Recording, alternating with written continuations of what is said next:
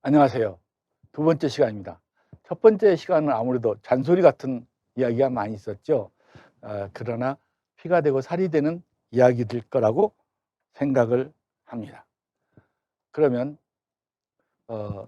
한번 영양 했었는데 교육 전문직 역량을 늘리자. 역량의 타당성이 있는 걸 한다. 그런 것을 이야기하는데 도대체 역량이라는 게 무엇이냐? 교육 전문직은 어떤 역량을 가져야 되냐 할 때, 내 카페에 보면 서울에서 교육 전문직 역량을 이렇게 생각한다.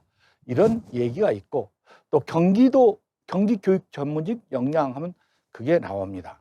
자, 이걸 찾아서 더 자세히 알아보면 되는데, 우선 기본 역량과 서로 어떻게 관계를 맺고 협력하는 거, 그 다음에 전문성이 있는가, 이 크게 세 가지로 보고, 이 전문 역량은 기획을 하고 실행을 하는 역량, 그 다음에 현장을 어떻게 지원하는가, 그 다음에 컴퓨터 같은 정보 활용 능력 역량이 있는지, 그 다음에 관계에는 감수성이, 상대의 고통, 상대의 아픔을 같이 생각하는 감수성이 있는지, 그 다음에 그런 문제를 척척 해결할 수 있는지, 그리고 학교 학생과 학부모, 교사하고 소통 역량이 있는지, 이런 걸 보겠다.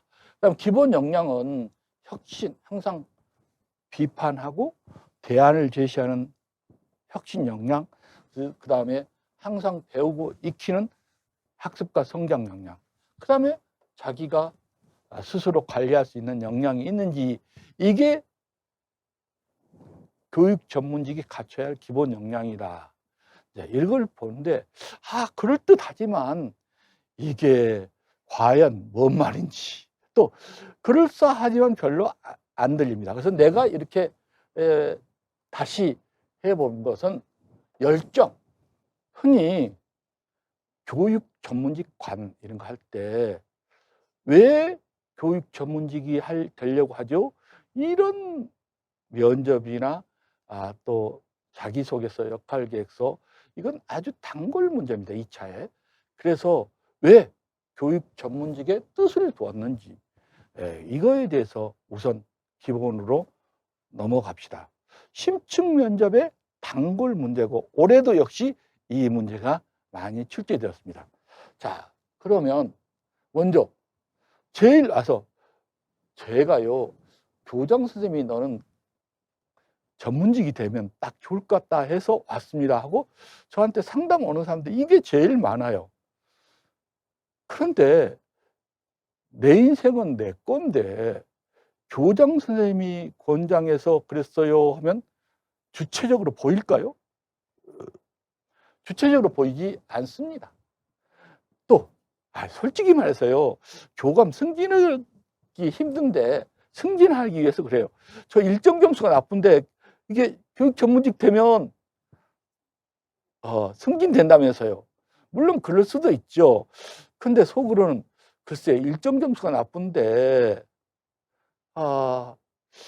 전문직 점수는 좋을까, 이런 것도 걱정이 되기는 합니다. 아무튼 여러분이 지금 입시 동기는 면접 시험에 대답하기 위해서, 또는 자기 역할 계획서에 쓰기 위해서 이걸 도전 동기를 생각합니다. 그런데 거기에다가 교장 선생님이 권장해서 승진에 유리할 것 같다 이렇게 쓰면 바로 집에 가서 일 보세요 이렇게 이야기를 하니까, 나는 주체적이고 사명감을 갖는 것을 이야기해야 됩니다. 보통 이번에도 내가 함께 스터디를 했던 사람도 절반은 안 된 사람이 있어요. 그래서 이런저런 사정으로 하다가 중지하는 사람도 있어요. 그러면 나는 그렇게 합니다. 하다가 중지고 타도 한 만큼 이익이다. 우리는 흔히 하다가 중지하면 아니한만 못하리라 하는데, 사실은 교사가 되려면 여러 가지 상황, 배경 지식 이런 것들을 점검해 본 것은 내가 허투루 놓은 것 아니다. 그래서 하다가 중지고 돼도 한 만큼 이익이라고 하지만, 그래도 2학 시작했으면 끝을 봐서 합격을 하는 게 좋지요. 흔히 아우 보통 그러잖아요. 여우가 포도를 보고 아유 따먹기 힘드니까 못 올라가니까 아우 저거 너무 쉬워서 먹어줘도 안 먹어라고 이야기하듯이 내 카페에도 보면은 이런 얘기가 참 많아요. 우리 얘 때문에 힘들다. 또 교육청이 너무 수직적 구조다. 또 교육청에 업무가 너무 많아서 힘들다. 그래서 나는 관심은 있었지만 포도가 쉬어서 안 따먹겠다 하는 그런 방어 기제와 자기 합리화가 참 많이 보입니다. 그것도 맞는 이야기예요. 그런데 그와 같은 고민도 좋은 이야기인데 정말 우리가 필요한 것은 나는 좋은 선생님이라는 확신이 들면 좋은 선생님은 좋은 장학사가 됩니다. 왜냐하면 그 일을 잘 했기 때문에.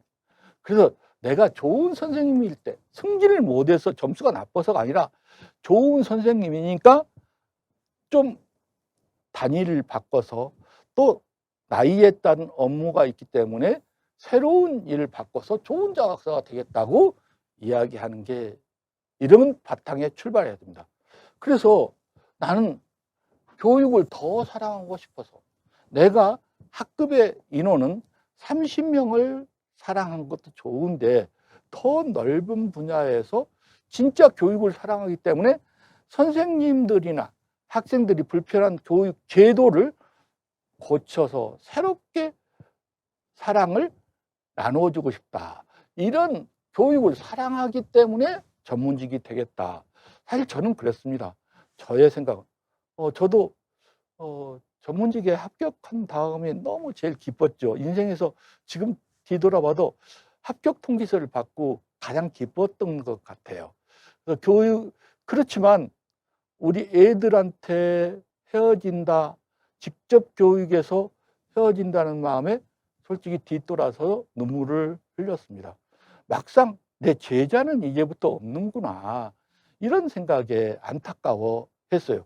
그래서 저는 장학사 때고 교육장일 때고 또 교장일 때고 교감일 때고 교실에 가서 틈틈이 수업을 했습니다. 지금도 교육을 더 사랑하고 싶어서 서울교대에 가서 대학생들을 가르치고 또 이렇게 원격 연수도 하고 있습니다. 나 나름대로는 이게 교육을 사랑하는 셈으로 더 하고 있습니다. 또한 내가 나이가 들면은 할 일이 따로 있더라고요. 저는 이렇게 생각해 봤어요. 내가 30대 때는 우리 담임이 나를 만나면 학부모고 애들고 엄청 좋아했습니다. 우리 좋은 선생님 만났다. 그런데 문득 생각해 봤어요. 내가 55 넘어갔고도 우리 담임선생님 만나 너무 좋다. 조학교 만나서 좋다. 이럴 것인지 속으로는 너무 나이 들었잖아 하고 섭섭해하면서 겉으로만 교장 선생님 담임선생님 좋아요 할지 모르겠다. 내가 학부모로서 어떤 담임을 한다면 그래도 우리 담임선생님은 40대가 좋을 것 같다 이런 생각이 들더라고요. 그래서 나이에 맞는 업무가 있고 나이에 맞는 일이 있다 해서 좋은 선생님으로서 교직 인생을 끝났지만 또 내 나이에 맞는 좋은 장학사, 좋은 교장, 좋은 교육장을 하고 싶다라는 새로운 나이에 맞도록 업그레이드 욕구가 있다. 그리고 이것도 참 중요하죠. 교육혁신의 주체자가 되고 싶다.